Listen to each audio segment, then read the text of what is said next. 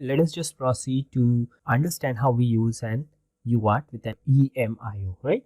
Now, the difficulty with us is if we just analyze the XDC file, so we do not have a direct connection to a PL fabric, okay, for our UART peripheral, and that restricts us from connecting our IP that we have in PL fabric to the UART peripheral, right? So we cannot directly talk with an UART hardware since we do not have any direct connection from a PL fabric to a UART, right?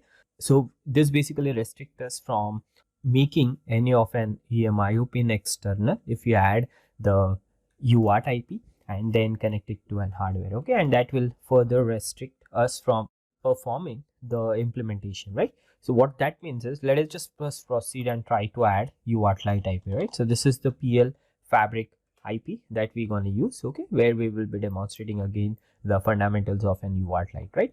Now, if we just go ahead and double click on the Zinc processing system, since we want to interface the UARTLITE IP to the Zinc processing system, so we need to enable a clock reset, okay.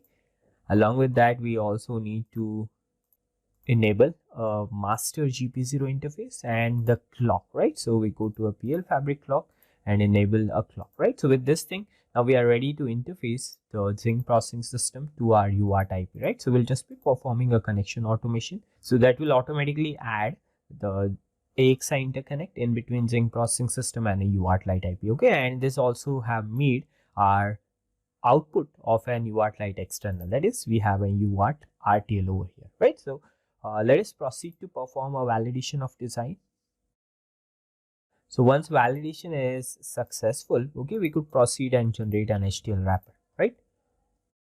Okay, so once our wrapper is ready, okay, we'll just be performing a synthesis, and this will help us know whether we have any port or an hardware pin for this UART RTL, right? So let us proceed to perform synthesis first.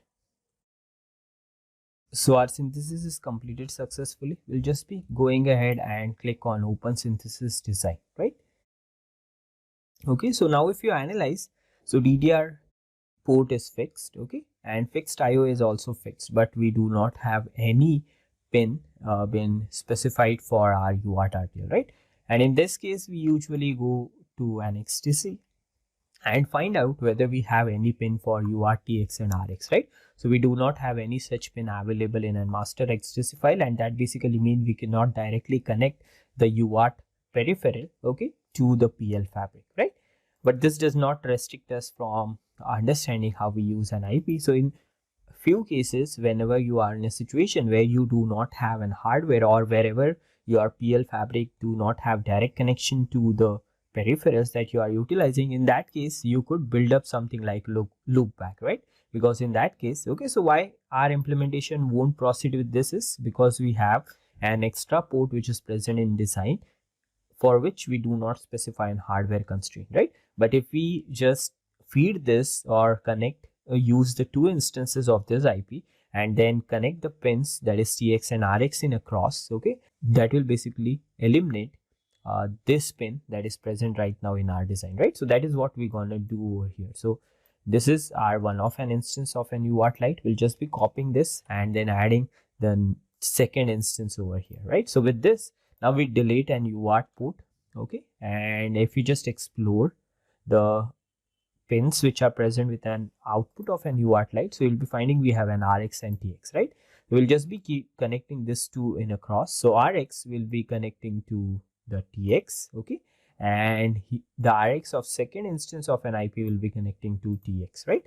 So with this, now you could see the pin that is added in the previous case when we perform a connection automation could be eliminated, right? And now we could proceed for implementation, right?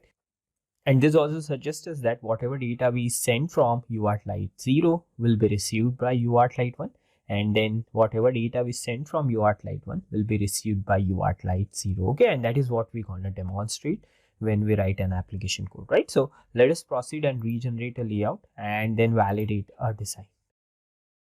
Okay, so still we haven't connected the MXC GP0 interface that we have to the slave interface of a UARTLITE, right? So we proceed and perform a connection automation.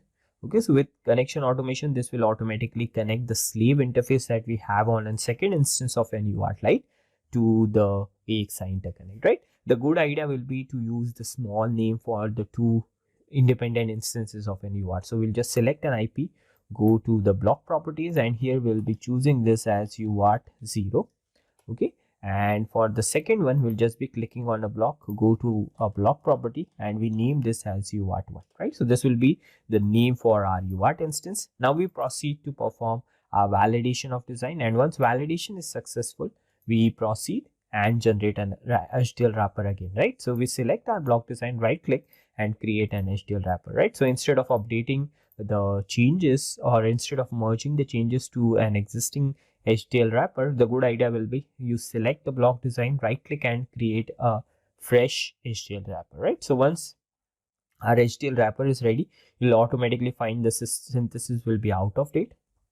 But now if you calculate the number of ports which are present in our design, so we have only two ports, which is DDR and fixed IO, and we already know from our past experience that both of this port are already fixed to their respective hardware pin, right? So without worrying much, we could directly proceed and start a process of generation of a bit stream.